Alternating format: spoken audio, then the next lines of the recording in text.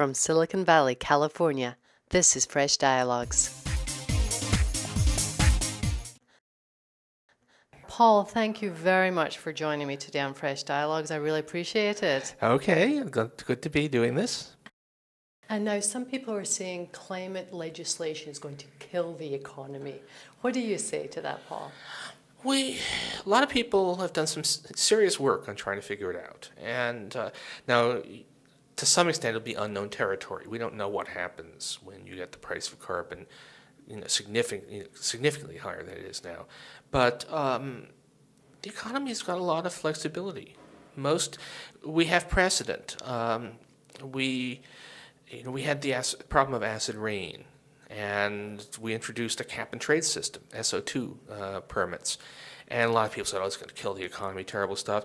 In fact, it turned out that dealing with it was cheaper than most estimates had suggested beforehand. Given the incentive, the private sector found ways to generate a whole lot less acid rain.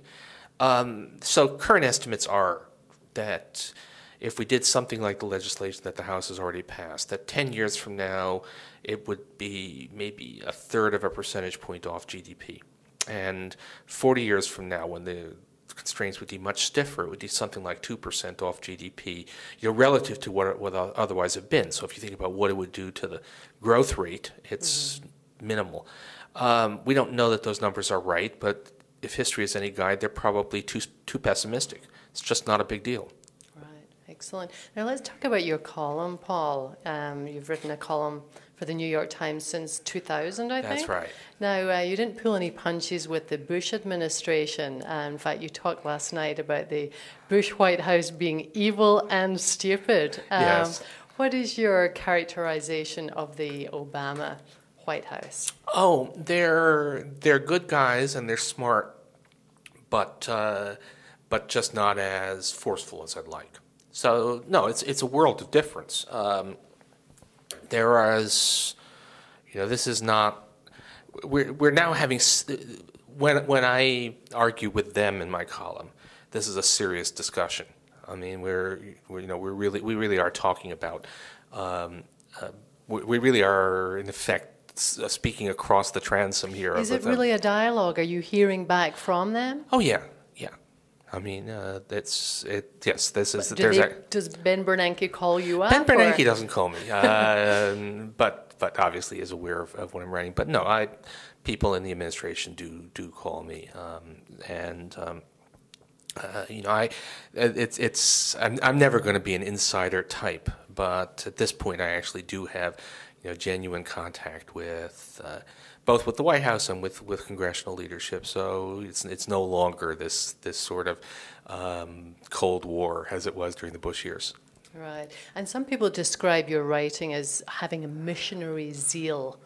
Where does that come from, Paul? Can you trace that back? Oh gosh, I have to say, during the Bush years, if you didn't feel passionate that we had to change things, there was something wrong with you. You didn't have a pulse.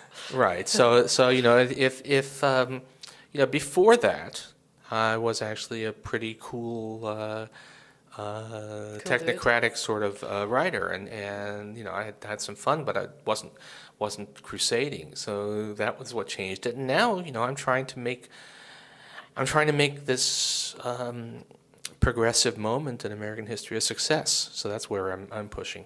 Right. So do you feel the missionary zeal is gone now, or is it just redirected? It's not the same. Right? It's there's the sheer, oh my God, what a horrible thing. We need to do something to at least alert people to what's going on. That's not true now. But I'm still trying to get stuff to happen, right? And it's less doom laden maybe than it was in the Bush years, but stuff has to happen, and so I'm still pretty passionate about the column. Good. And do you feel you're more effective as a columnist than inside the government? Oh yeah. I mean, that's a personal. You have to know who you are. You have to know what you're good at. I'm not being an effective government official is part. You have to do some bureaucratic maneuvering. You have to be pretty good at being polite at the appropriate moment. You have to be reasonably organized, and I'm none of those things. So no, this is An honest man. yeah. I can move into a pristine office, and within 3 days it'll look like a grenade went off. So you really don't want me doing that sort of thing. Right. Thank you very much, Paul Krugman. Thanks. I really Thank you appreciate so you much. taking the time.